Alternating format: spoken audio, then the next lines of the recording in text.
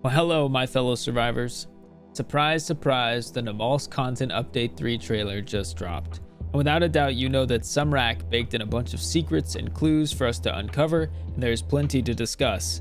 And since it was revealed that this update comes out tomorrow, this video is for those secret junkies out there that watched the trailer and just can't wait to get their hands on a little bit more. If you haven't seen my other video discussing the Phoenix Countdown, that one will provide some lore insight into the update and gives a detailed breakdown of the lore as well. So check that out after or before or whichever. Either way, you can find all of that information linked up down below, along with the full trailer, Sumrak's information, and a few others. As a warning real quick, this video will contain some spoilers for Content Update 3, but won't be detailing anything that hasn't already been revealed. Let's get into it. So the trailer opens with a shot of the Phoenix rig, and as we suspected, the rig looks incredibly detailed. Here we get a shot of lightning that rips through the air behind Phoenix, and we can see this lit flame on top of the rig. We can see several cranes perching their way from the foundation, and there looks to be many crevices and areas we might be able to traverse. It looks as if we may be able to climb up the rig, either somewhere underneath the tower itself right here, or perhaps we climb up over here near this shadowed piece. Either way, I don't see a ladder from this perspective, so I'm interested to see how we will climb on. Let's continue. Right away, the next shot gives us a clear image of the Phoenix rig, with its name bolstered right in front. We can see what appears to be two separate drills on both sides and many vertical levels at play. The rig seems to be entirely made from new assets, so this thing will definitely feel fresh to explore.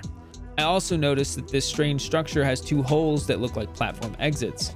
Perhaps this is a style of ladder, with this being the side that you would climb, giving you access to these multiple levels.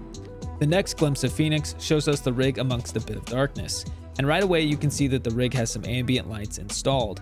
Similar to Lantea, it looks like you can expect to find powered lighting aboard Phoenix in addition to the glow from the Phoenix's flame. Let's keep going. Again, we get another shot of the rig, but in this one it is broad daylight, and this time we can actually see into this room here and see some crates inside. There also appears to be platforms and walkways that can travel into this left-hand area near one of the drills, and the rig even holds a helipad. We can see a few subsections above the actual tanker itself, giving what looks like a few main floors with additional floors and walkways above, and more of the rig hanging off the right side of the screen. As the screen begins to fade, we can see what looks like more entryways and other areas revealed to enter on the far right side, with some structure having white panels for walls. We get another shot of the rig from far away with the survivor in front, and then we have a sequence showing the orb at Athena 1. The next scene changes to the control panel in Athena 3, and one of the characters in this shot clearly has Lantea keycards in their hands, which they have presumably already used due to the fact that the machine is running in the background, hinting that perhaps these characters are about to travel to Lantea. Following that image, we see a scene of someone standing on Terra Bridge near the newest bridge collapse introduced in one of the lore updates. It looks as if this character is wearing some clothing I can't identify, but it could be the new suit. If you have any idea yourself, be sure to let me know in the comments below, but to me this just doesn't look like a typical survivor. In the next bit, it slides by the barred windows of the Sebian mine, focusing on a specific number painted on a wall, 120040. I believe these are the original coordinates where survivors discovered the first lore document for the Phoenix Countdown on Namalsk, but perhaps these numbers are hinting at something deeper. As the trailer continues, we get a shot of a man aboard some sort of raft, patching something up or taking care of an item. We can see that he is somewhere off the coast of Terra Island from this image, so this might be a small tease to where something new might be located. Next, we are witness to the internal components of the Phoenix rig, and this image I find very interesting. This appears to be near that back area that we caught a glimpse of earlier with the white paneling. It also reveals another area in more detail that we saw previously. This machine appears to be the same component that we saw earlier underneath the rig. And this survivor in an NBC suit appears to be using this strange red machine below. I assume this is the 3D printing rig, and when using the rig you'll be extremely vulnerable and visible from multiple angles outside. Steam also appears to be flooding the top room and the bottom areas of the rig. This coincides with the information we received in the lore that the rig had been sabotaged, and as predicted, it looks like we will still be needing an NBC suit to travel to Phoenix. Before we move on, I noted that this beam in particular looks to be oddly placed. It seems like a nice route down from this area while avoiding the traditional routes of the stairs. Perhaps this means that Phoenix will have man-made shortcuts around Phoenix, but we'll have to see.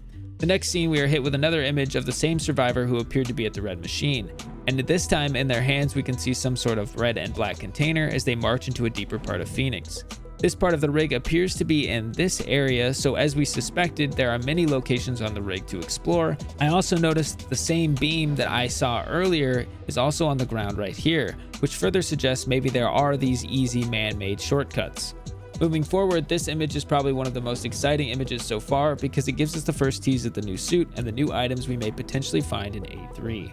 In this image, the survivor is presumably in Athena 3 and is using a combat gas mask to filter their air from the coolant. On the box next to them, an outline of a spacey helmet can be seen resting behind their person. We can see a gold trim here, but we'll talk more on the suit later. Additionally, I noticed that there are a few items in the image as well, and I can't tell exactly what they seem to be, but I blew the image up with some brightness and I believe it is the new oxygen tank.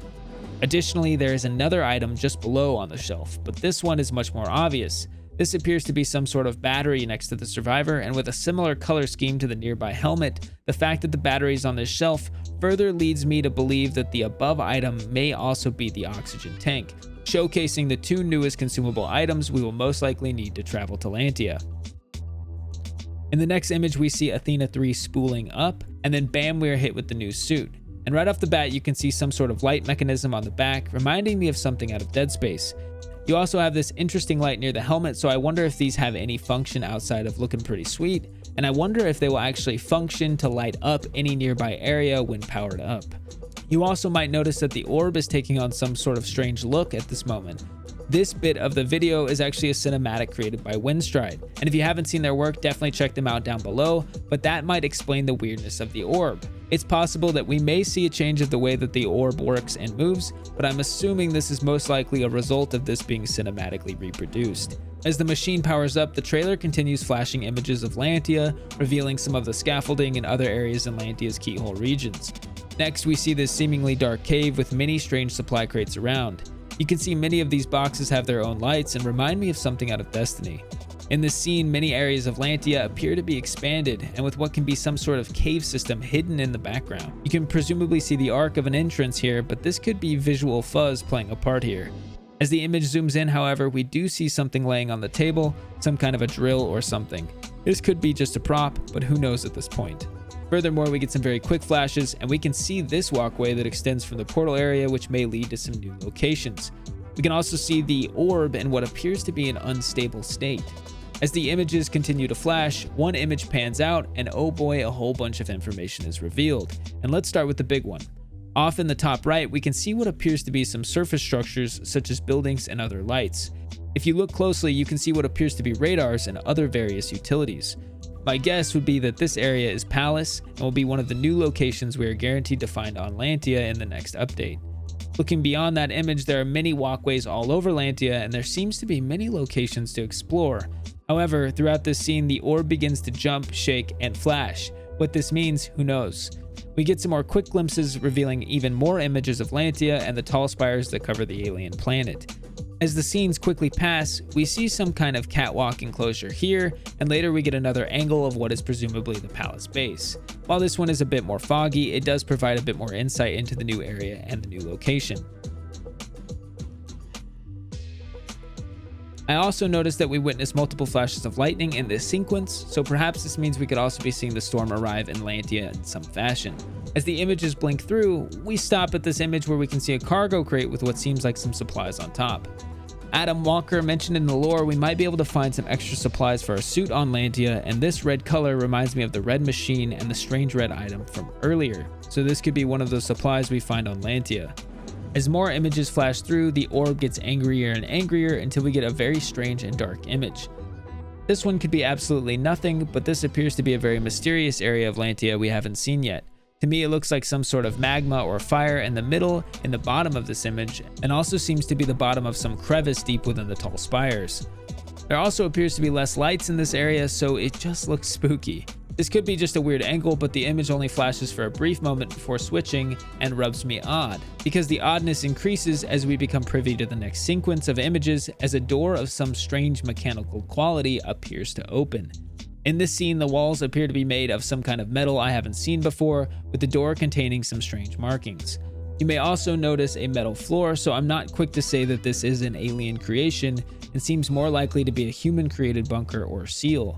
Over this brief moment, there appears to be some sort of alarm or signal light indicating the door's opening, even further solidifying that this is some sort of bunker. Finally, the next image is the portal growing back at Athena 3 facilities, and we get a full image of the final suit. Windstride, the creator of the cinematic, provided everyone with a high-resolution version, and with that we were able to inspect the suit a bit further. Again, go check out Windstride down below, but here we can see some pieces of the suit, the legs, chest rig, helmet, and more. This is clearly the same helmet we saw earlier in the trailer, and also we can see the same item we saw earlier installed into the back of the rig. This further adds to the idea that these are the batteries we'll need for the LEHS suit. Additionally, the battery can be seen plugging into the oxygen tank that was mentioned in the lore notes, and it looks very similar to the item we were speculating on earlier. So it looks like we'll need both batteries and oxygen to travel on Lantea. And finally, we get the release date, and that's everything I have for you. The trailer was pretty sweet, and man, I'm excited to jump in to have some more adventures on Namalsk. Thanks for watching, and I'll see you next time.